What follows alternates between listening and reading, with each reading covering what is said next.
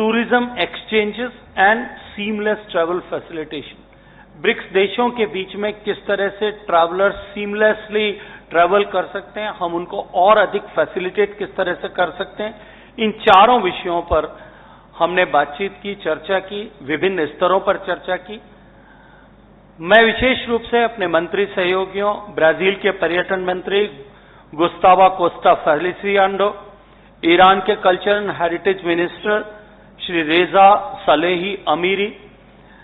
दक्षिण अफ्रीका के पर्यटन मंत्री सुश्री पैट्रिसिया डिलिले, यूएई के economy and tourism minister his excellency Abdullah bin Touq Al Marri, इन सब का हृदय से उनके एक्टिव पार्टिसिपेशन के लिए धन्यवाद करता हूं। चाइना, इथियोपिया, इंडोनेशिया और रशिया से आए हुए ऐसे सारे प्रतिनिधि मंडलों का भी मैं अभिनंदन करना चाहता हूं। मुझे ये बताते हुए मित्रों प्रसन्नता होती है कि ब्रिक्स टूरिज्म मिनिस्टर कम्युनिके जो हमने फाइनल किया, जिसको हमने जयपुर डायलॉग का नाम दिया है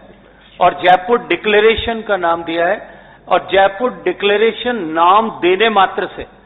जयपुर को आने वाले वर्ष भर और आने वाले वर्षों में, जब ब्रिक्स की मीटिंग आने वाले साल भर चाइना में होंगी, चाइना में टूरिज्म ट्रैक पर चिंतन होगा, और उसके बाद में कालांतर में अन्य देशों में इस तरह से टूरिज्म ट्रैक पर जब चर्चा होगी, ट्रैक में चर्चा होगी, तो जयपुर डिक्लेरेशन में जो निर्णय किए हैं, जयपुर का ये नाम बार बार जो है उस समय टूरिज्म के क्षितिज पर बार बार लिया जाएगा, पुकारा जाएगा, जिसके चलते हुए जयपुर को निश्चित रूप से टूरिज्म में आने वाले समय में टूरिज्म में जो है उसका लाभ जयपुर को निश्चित रूप से होगा। ब्रिक्स देशों के बीच में पर्यटन सहयोग किस तरह से हो सकता है, कोऑपरेशन किस तरह से बिल्ड कर सकते हैं, इसको लेकर के जयपुर डिक्लेरेशन में विस्तार से एक फ्रेमवर्क का निर्माण किया गया है। और जैसा मैंने कहा, artificial intelligence, responsible and human centred tourism, इस सब के ऊपर और साथ में स्किलिंग और कैपेसिटी बिल्डिंग पर भी इस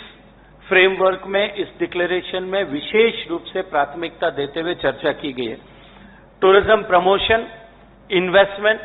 डेटा और बेस्ट प्रैक्टिसेस का एक्सचेंज ब्रिक्स देशों के बीच में निर्बाध रूप से हो सके, people to people ties,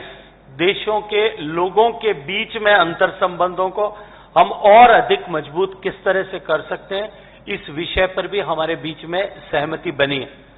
Jaipur declaration का एक महत्वपूर्ण पहलू यह भी है कि यहां ब्रिक्स देशों ने टूरिज्म सेक्टर में इन्वेस्टमेंट में परस्पर सहयोग का भी जो है आज निर्णय लिया है।